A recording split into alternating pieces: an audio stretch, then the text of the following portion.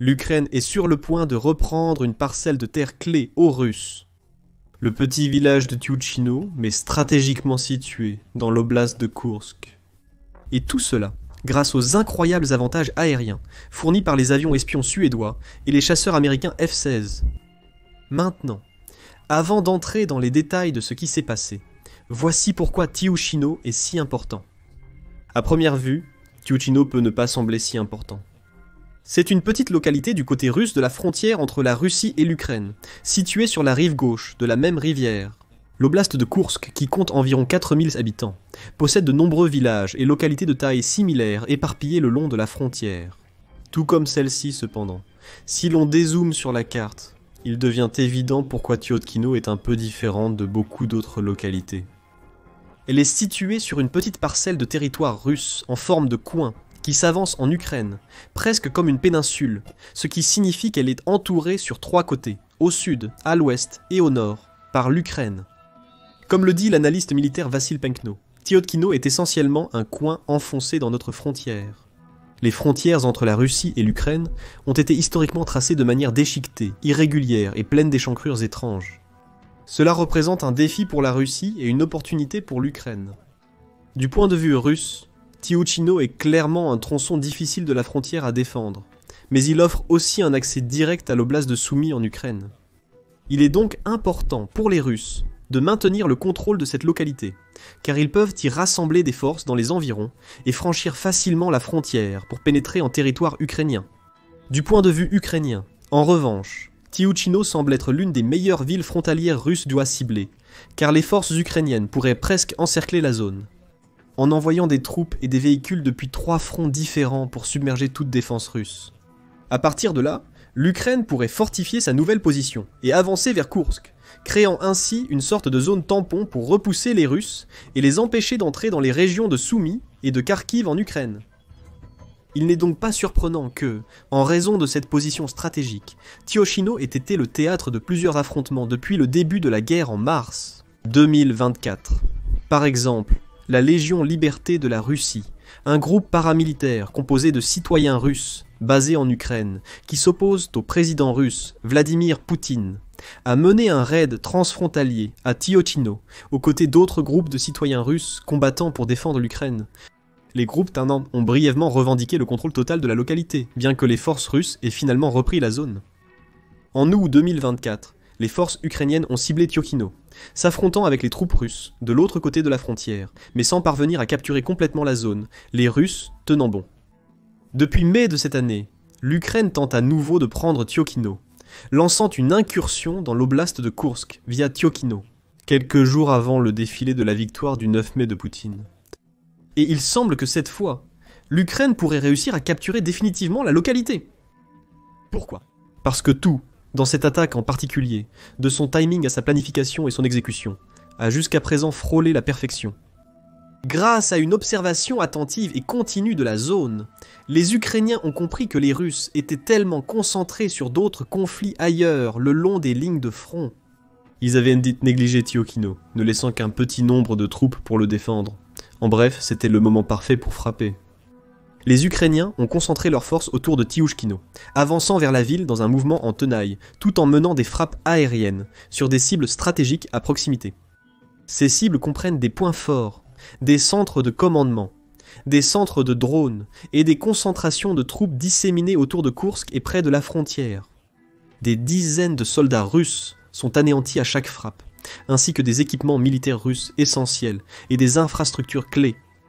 Au cours des 2 dernières semaines seulement, 15 bombardements documentés ont eu lieu dans et autour de Tyouchino, avec environ 300 victimes. Petit à petit, la machine de guerre russe dans cette région a été affaiblie, ouvrant la voie aux Ukrainiens pour avancer et reprendre des territoires précieux. Inquiets de perdre la région, les Russes ont réagi rapidement.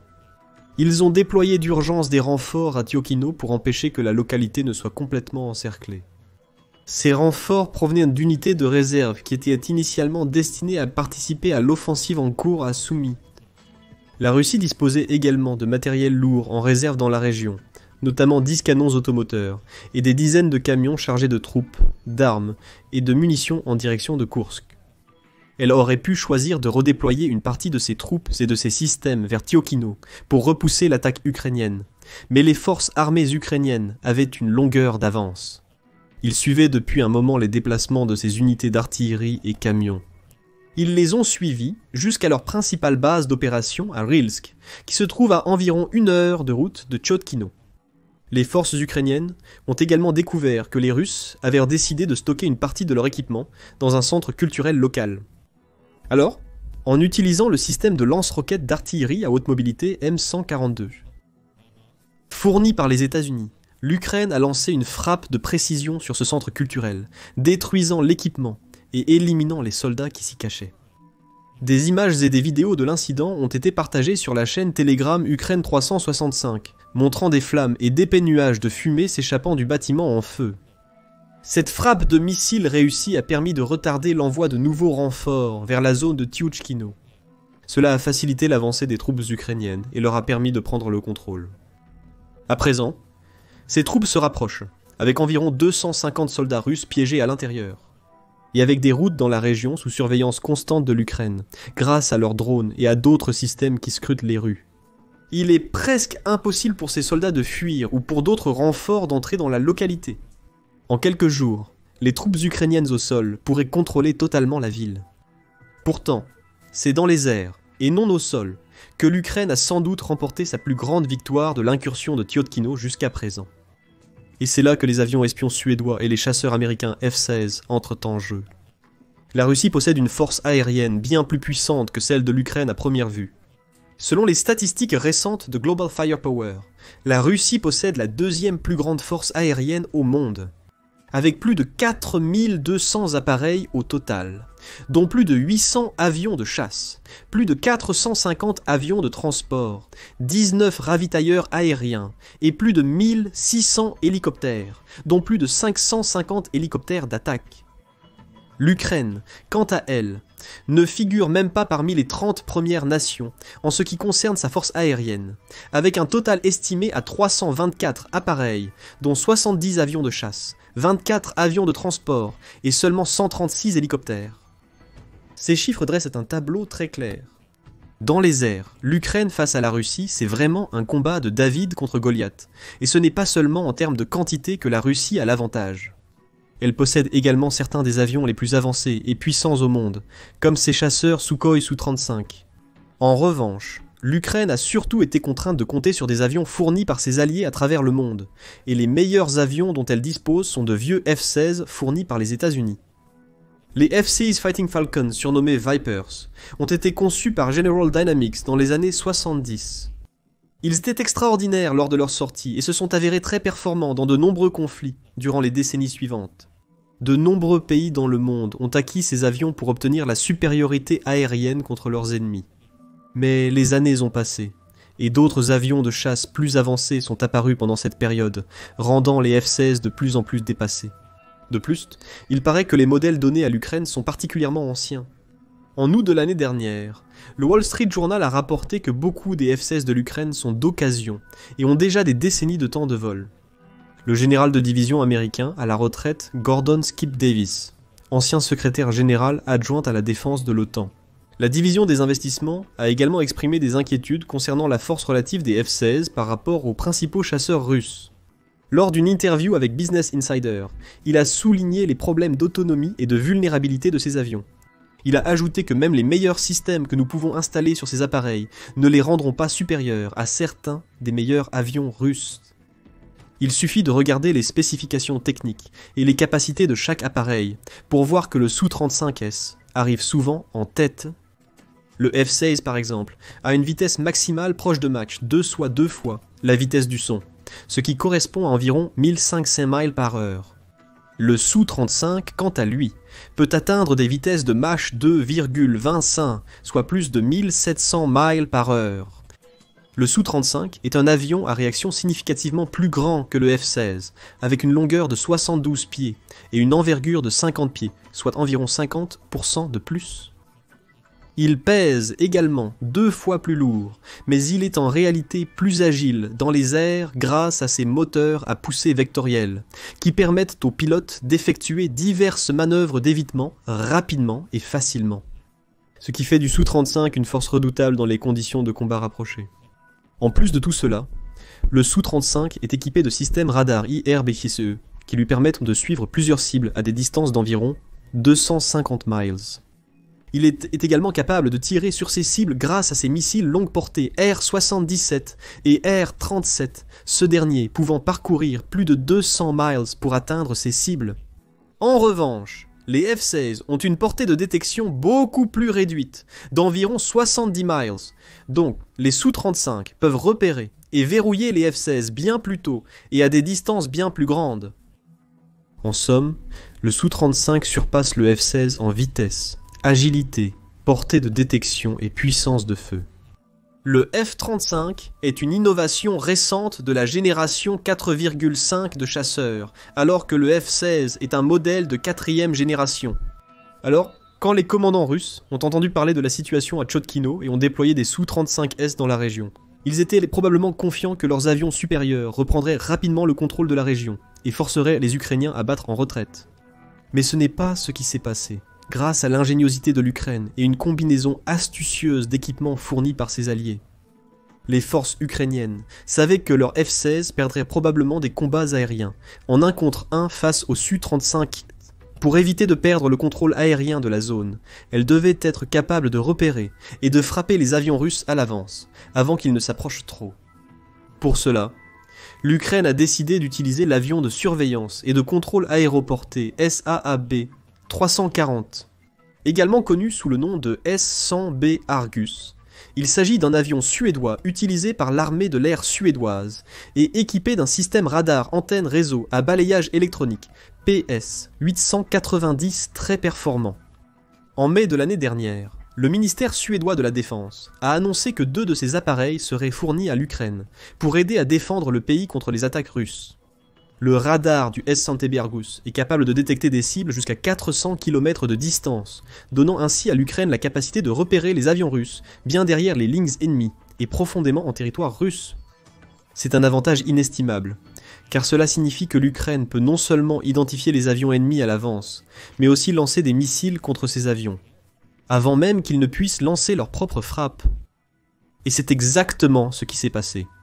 Grâce à la portée étendue offerte par le S-100B, l'Ukraine a pu lancer des missiles AIM, sans Winged Advanced Medium Range Air-to-Air Missiles, des missiles air-air avancés à moyenne portée, depuis ses F-16, abattant un chasseur russe, Su-35, qui ne s'y attendait pas. D'après les rapports, le chasseur s'est écrasé près de la frontière ukrainienne. Le pilote a réussi à s'éjecter et à se mettre à l'abri dans les champs voisins. Mais il a été confirmé visuellement que l'avion avait été détruit par les systèmes de surveillance par drones ukrainiens. Une équipe russe de recherche et de sauvetage en hélicoptère a également confirmé la destruction du Su-35 en entrant dans la zone pour évacuer le pilote bloqué. Le compte officiel X du ministère ukrainien de la Défense a partagé la nouvelle sur X, écrivant « Excellente nouvelle pour commencer votre week-end ce matin. Le 7 juin 2025, l'armée de l'air ukrainienne a réussi à abattre un chasseur russe, Su-35, dans la direction de Koursk. C'est un événement important, car il s'agit en fait du premier cas enregistré où l'Ukraine réussit une frappe RR contre un Su-35, selon les statistiques de l'Institut international d'études stratégiques. La Russie avait déjà perdu au moins 5 Su-35 avant ce moment, dont 4 de ces pertes étaient attribuées au système de défense aérienne ukrainien. Des rapports sporadiques sont apparus au cours de la guerre pour confirmer ces pertes. En mai 2023, par exemple, l'armée de l'air ukrainienne a publié sur les réseaux sociaux qu'un Sukhoi Su-35 avait subi un décollage négatif, les défenses aériennes ukrainiennes l'ayant abattu. Plus tard, au début de 2024, l'Ukraine a abattu 2 autres Su-35 très probablement, avec l'aide des systèmes de missiles Patriot américains et des missiles Patriot Advanced Capability 2. Mais cette dernière destruction est sans doute la plus importante. Cela prouve que même avec des F-16 plus anciens et probablement moins puissants, l'Ukraine peut encore vaincre la Russie dans les airs. Les forces ukrainiennes pourraient facilement réutiliser cette tactique à maintes reprises. En exploitant l'incroyable portée de détection de l'avion espion suédois pour repérer les Su-35S au décollage, puis en utilisant des missiles longue portée lancés depuis les F-16 pour les abattre. Étant donné que chaque Su-35 coûte environ 85 millions de dollars, cela les classe parmi les 10 chasseurs les plus onéreux au monde. Chaque appareil que l'Ukraine abat infligera un lourd coût financier à la Russie. C'est aussi un exemple remarquable de la façon dont l'Ukraine a une fois de plus réussi à déjouer les pronostics grâce à un mélange d'innovation et de résilience. Elle savait qu'elle aurait du mal face aux chasseurs Sukhoi supérieurs, mais elle a utilisé l'équipement dont elle disposait, fourni par des alliés de confiance à travers le monde, pour obtenir un avantage inattendu, prenant les Russes par surprise et obtenant une domination aérienne quasi totale, non seulement sur Tiokino, mais aussi sur les zones environnantes de l'oblast de Koursk. Et les Russes dans la région sont très inquiets de ce qui pourrait se passer ensuite. Des rapports indiquent que certains soldats russes tirent déjà la sonnette d'alarme, avertissant les responsables que l'Ukraine pourrait n'être qu'à quelques jours d'obtenir des positions défensives extrêmement importantes et avantageuses dans la région. Si les Ukrainiens parviennent à capturer Tiokino, par exemple, ils pourraient alors fortifier cette zone, amener davantage de troupes et d'équipements, et continuer à avancer pour reprendre plus de territoire aux Russes. Cela rendrait Koursk bien plus crucial dans le conflit actuel. La Russie, refusant de céder du terrain à l'Ukraine, serait contrainte d'adapter ses tactiques en conséquence. Elle devrait probablement détourner des troupes, des fournitures et du matériel d'autres zones, afin de renforcer ses forces à Koursk et tenter de reprendre les terres perdues. Cela entraînera probablement encore plus de combats d'usure acharnés entre les deux camps, avec davantage de pertes et de victimes. Et si l'Ukraine parvenait à tenir des positions défensives plus solides, il pourrait falloir beaucoup de temps et de ressources aux Russes pour les user progressivement. Cela pourrait également affaiblir les offensives russes dans d'autres régions, comme l'oblast de Soumy, ce qui donnerait aux Ukrainiens dans ces zones un peu plus de marge de manœuvre, voire même ouvrirait des opportunités de contre-attaque. L'Ukraine pourrait alors aller prendre des terres russes dans d'autres régions, ou reprendre le contrôle d'une partie du territoire qu'elle a perdu au cours de la guerre jusqu'à présent.